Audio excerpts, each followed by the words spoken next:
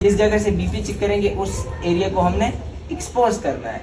तो जो उन्होंने कफ पहना हुआ है हम उसको थोड़ा सा ऊपर कर लेंगे और ये जो रीजन है ना, ये जो आर्म का, इसको हम एक्सपोज करेंगे। इसको किस वजह से हम एक्सपोज कर रहे हैं? क्योंकि यहाँ पर आर्टरी है, उस आर्टरी का नाम ब्रेकियल आर्टरी है, उसके ऊपर हम स्टेथोस्कोप रखेंगे और फिर आवाज़ सुनेंगे और उसके ऊपर हम कफ बांधेंगे, क्योंकि हमारा मकसद उस एक आर्टरी के ऊपर बीपी चेक करना है। आर्टरीज की वाल के ऊपर ब्लड का प्रेशर होगा, वो कौन सा प्रेशर होगा? Diastolic pressure. ठीक है, तो कौन सा ब्लड प्रेशर ज्यादा होगा? सिस्टोलिक वाला, क्योंकि दिल ने धड़का, खून ने गर्दिश की, वो जो प्रेशर था आर्टरीज के ऊपर वो ज्यादा था।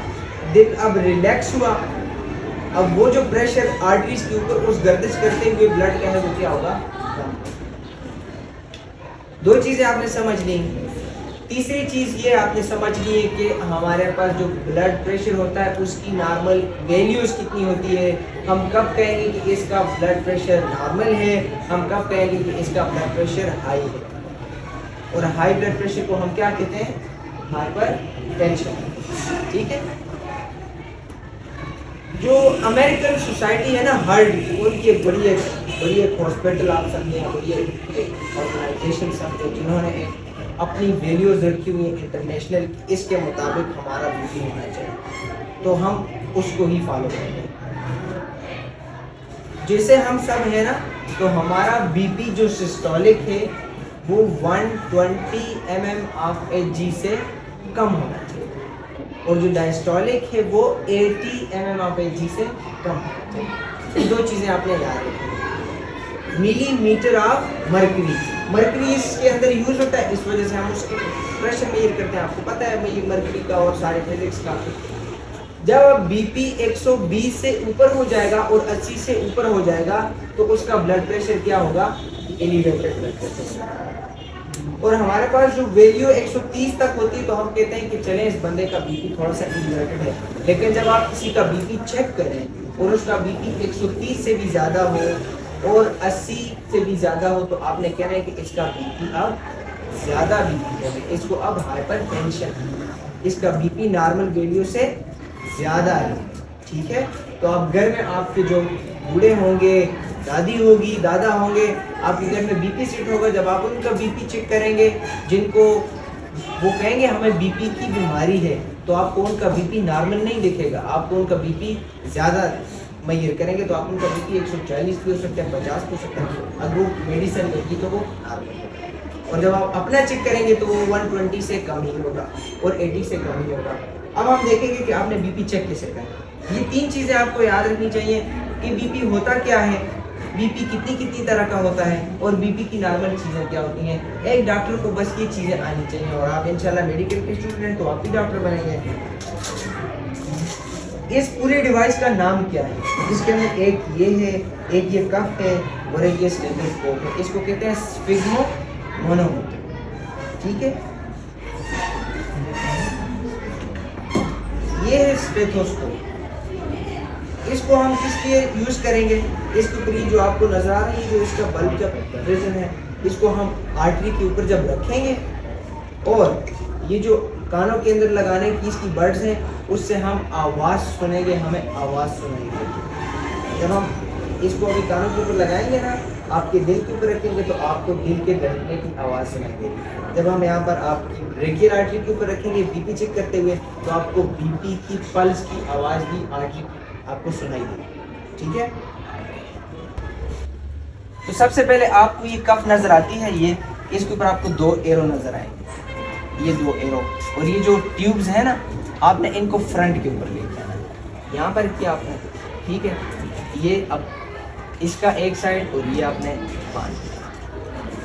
बांधने के बाद आप जब चेक करेंगे तो उसके बाद आपने दो अपनी फिंगर्स इसके अंदर डाल के चेक करना है कि ये रिलैक्स, बहुत टाइट नहीं बांधना और बहुत ज़्यादा रिलैक्स भी नहीं बांधना। अब यहाँ से हमने बांध लिया, अब इसके अंदर दो फिंगर्स की स्पेस भी हमने छोड़ ली। अब हम स्ट्रेच से बीपी चेक करेंगे।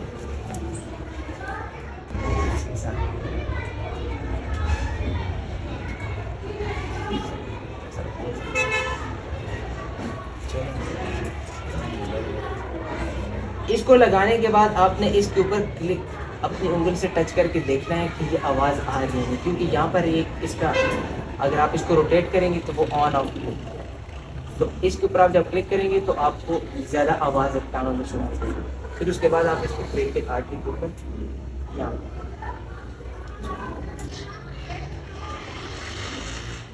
अब ये जो मीटर है आपने इसको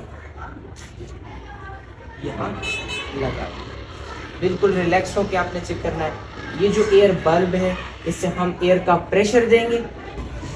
अब हम इससे प्रेशर देंगे एयर का और बीपी चेक करेंगे। अब देखते हैं क्या होता है, इनका बीपी कितना आता है।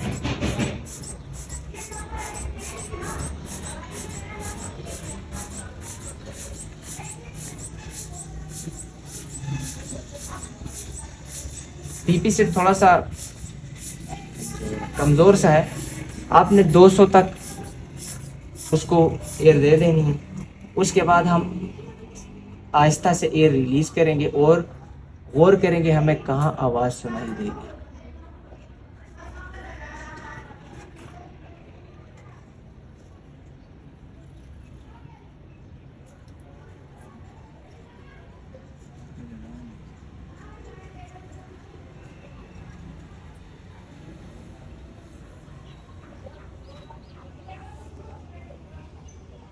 अब जब हमने इसके अंदर एयर दी और आवाज़ सुनी स्टेथोस्कोप से, तो जो सबसे पहले हमें आवाज़ सुनाई देगी वो आपका सिस्टोलिक बीपी होगा। वो हाई प्रेशर के ऊपर आपको आवाज़ सुनाई देगी। तो अब हमें वो आवाज़ कहाँ पर सुनाई दी? 130 के ऊपर सुनाई दी। और जो सबसे आखिर में आपको आवाज़ सुनाई देगी वो कौन सी होगी? डायस्टोलिक बीपी होगा। और वो कौन सी हमें अभी आवाज़ सुनाई दी? 80 के ऊपर हमें वो आवाज़ सुनाई दी। तो अब सर का बीपी क्या है? एलिवेटेड है। लेकिन अब हम सर को हाइपरटेंशन का पेशेंट नहीं कह सकते, क्योंकि जब इनका बीपी अब 130 से ऊपर होगा तो फिर हम इन्हें हाइपरटेंशन कहेंगे कि आपको हाइपरटेंशन है, आप बीपी का ख्याल रखें, अपनी डाइट का ख्याल रखें। तो आपने बीपी ऐसे चेक करना है, पहले इसको एलिवेट किया, पफ उसको प्रेशर दिया, ठीक है। उसके बाद आपने प्रेशर को रिलीज किया और आपने 2 तरह के साउंड्स के ऊपर फोकस करना है, सबसे पहले वाले के ऊपर और सबसे आखिरी वाले के ऊपर। अब आप में से एक एक बंदा